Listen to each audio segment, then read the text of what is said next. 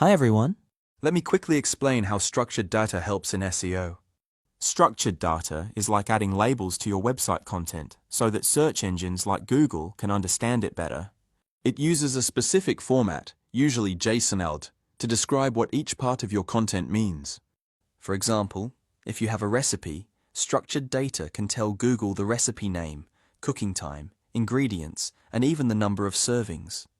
If it's a product, it can include the price, stock availability, and customer ratings. This extra information helps your content qualify for what's called rich results, those fancy search listings with star ratings, images, FAQs, or event details that really stand out. While structured data doesn't directly boost your ranking, it increases visibility, improves click-through rates, and supports voice search and AI tools, which are becoming more important every day. Common uses include tagging articles, products, business info, events, FAQs, and reviews. And the best part? Google actually prefers structured data in JSON-LD format.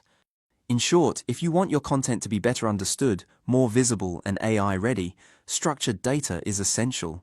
Thank you.